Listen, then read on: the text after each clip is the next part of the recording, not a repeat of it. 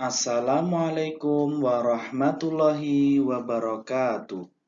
Alhamdulillah wassalatu wassalamu ala Rasulillah wa ala alihi wa ashabihi wa man wala amma ba'du.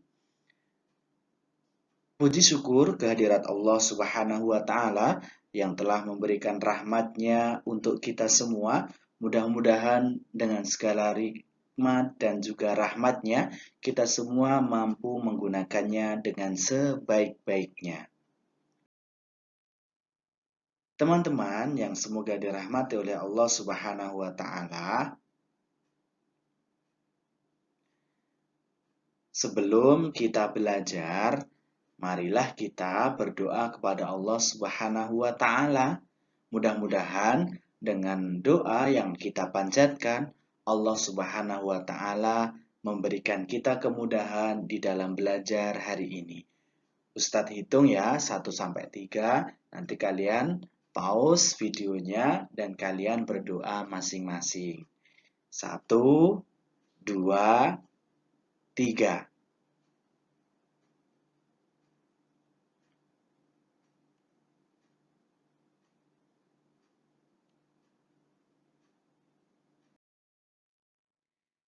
Sebelum kita memasuki materi yang baru, ataupun sebelum kita jauh lebih melangkah, di sini Ustadz ingin menyampaikan, mengingatkan kepada teman-teman sekalian, protokol kesehatan. Jangan lupa sering cuci tangan, kemudian pakai masker, jaga jarak, dan awali semua pekerjaan dan kegiatan kalian dengan mengucap Bismillah. Ya, mudah-mudahan dengan ikhtiar yang kita usahakan ini, Allah benar-benar menjauhkan kita dari wabah COVID-19 ini. Allahumma amin. Teman-teman yang berbahagia, kemarin kita belajar tentang urgensi tauhid, sehingga di sana disebutkan bahwa di antara pentingnya tauhid itu adalah diibaratkan sebagai bersuci atau sholat ataupun toharoh ketika sholat. Jadi tidak akan sah sholat seseorang tanpa adanya wudhu, seperti halnya dengan tauhid. Jadi kalau tidak ada tauhid maka ibadah seseorang tidak akan sah. Itulah urgensi tauhid yang kemarin sudah kita pelajari. Dan hari ini kita akan belajar mengenai tentang mengimani rububiyah saja tidak memasukkan seseorang di dalam Islam. Nah, Syekh Muhammad bin Abdul Wahab, silahkan dibuka di halaman kalian, di buku paket kalian, di halaman 17. Sudah dibuka. Jangan lupa adabnya ya, yang bagus. Baik, Ustadz bacakan. Syekh Muhammad bin Abdul Wahab berkata, Fa'idha arafta anna syirka idha khalatal ibadata absadaha. Dan jika kamu mengetahui bahwa syirik apabila mencampuri ibadah, maka ibadah tersebut akan rusak. Ya, jadi jika ibadah seseorang dicampuri dengan syirik, maka ibadahnya akan rusak. Nah, tidak hanya merusak ibadah, syirik juga wa ahbatal amala, akan menghapuskan amalan-amalan. Wa sara sahibuhu minal khalidina finnar.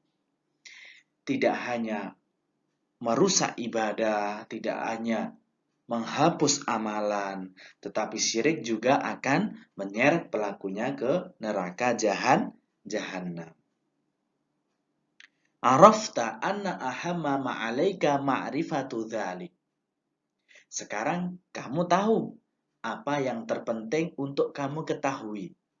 La'alallah ayyukhallisaka min hadhihi syabakah. Aku berdoa kepada Allah Subhanahu wa taala. Jadi Syekh Muhammad bin Abdul Wahab berdoa, mendoakan kita semuanya, mudah-mudahan kita semuanya ini terhindar atau terlepas dari jeratan ini. Jeratan apa maksudnya? Wahiyya syirku billah.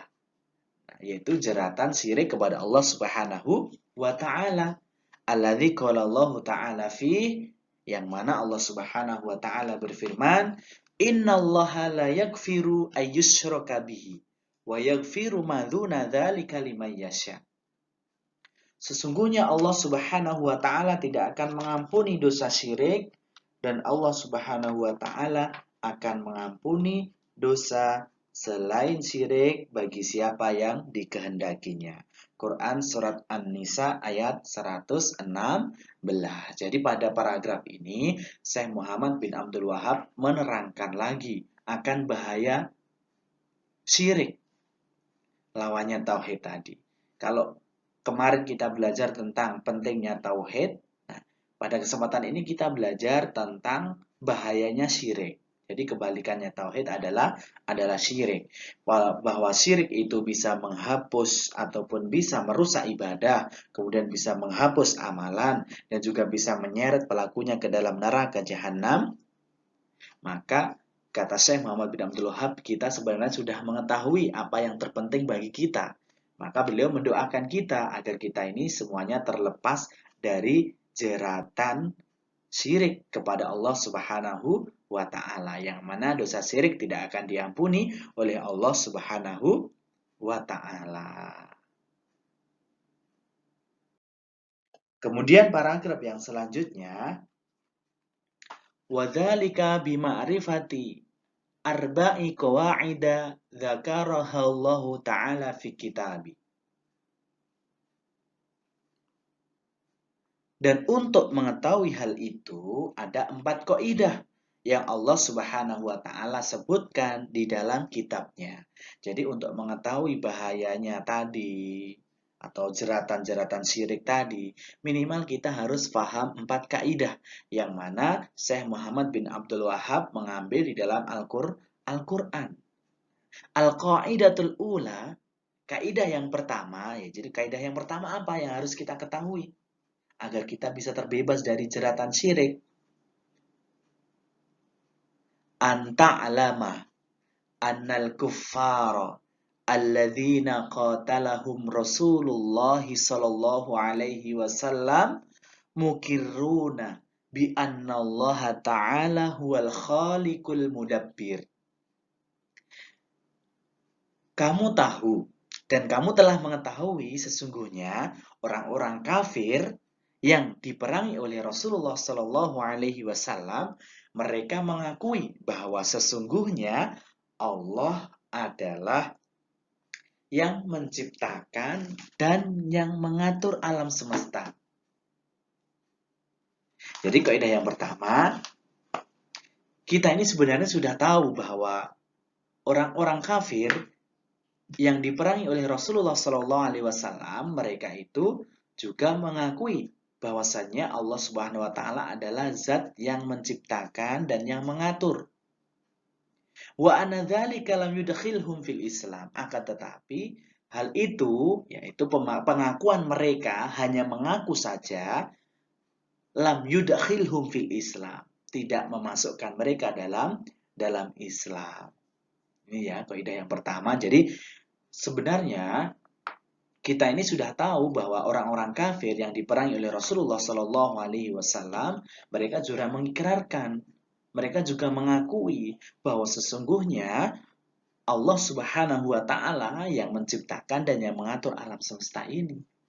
Tetapi dengan pengakuan mereka itu, yaitu pengakuan orang-orang kafir itu, tidak cukup bagi mereka untuk memasukkan mereka ke dalam Islam. Wa dalilu qauluhu ta'ala, dan dalilnya adalah firman Allah Subhanahu wa taala. Kul may yarzuqukum minas sama'i wal ardi amman yamliku as-sam'a wal absara wa may yukhrijul hayya minal mayyiti wa yukhrijul mayyita minal hayyi wa may yudabbirul amra fasayaquluna Allah faqul afala tattaqun.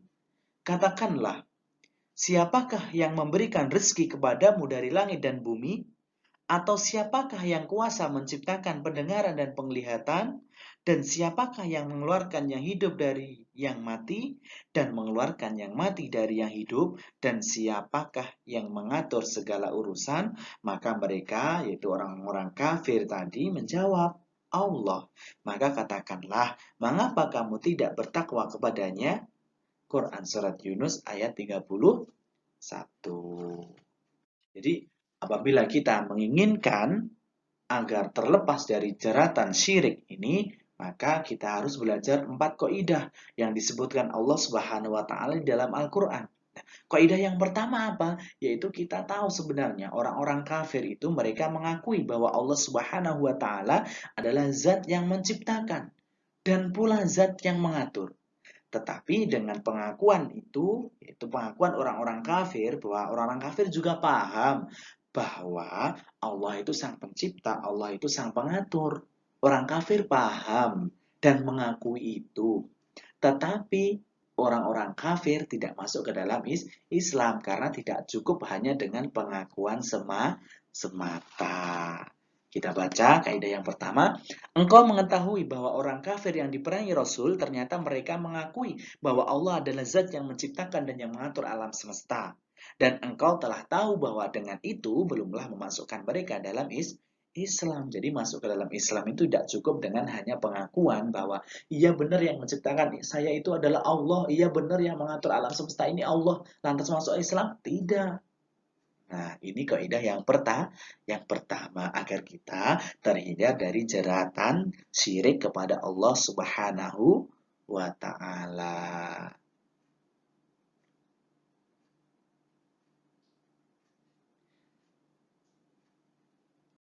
Nah, kemudian sebagai tolak ukur, kita ini sudah paham apa belum ya? Karena evaluasi adalah sebagian dari pembelajaran, maka tidak dikatakan pembelajaran yang sempurna ataupun lengkap apabila tidak ada evaluasi. Untuk itu silahkan dicatat di buku tulis kalian. Ya, menurut kalian penting dicatat pakai bahasa Indonesia tidak apa-apa. Itu ya, silahkan ditulis di buku tulisnya masing-masing. Kemudian sebelum Ustaz tutup, marilah kita berdoa kepada Allah Subhanahu wa taala. Mudah-mudahan Allah Subhanahu wa taala memudahkan kita untuk memahami ilmu-ilmu ini dan Allah Subhanahu wa taala mudahkan kita untuk mengamalkan dan mendakwahkan kepada keluarga kita, saudara-saudara kita dan kaum muslimin umumnya. Ustaz hitung 1 sampai 3, silahkan berdoa seperti tadi, silahkan di pause. Ustaz hitung dari 1, 2, 3.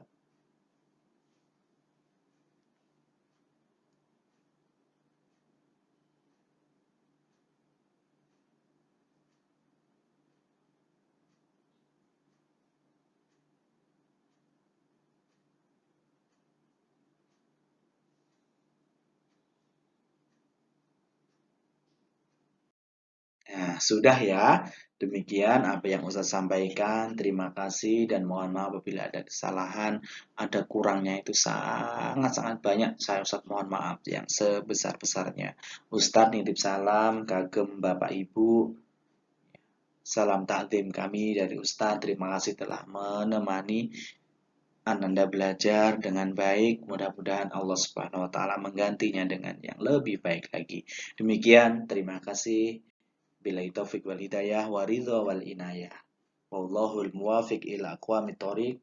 Wassalamualaikum warahmatullahi wabarakatuh.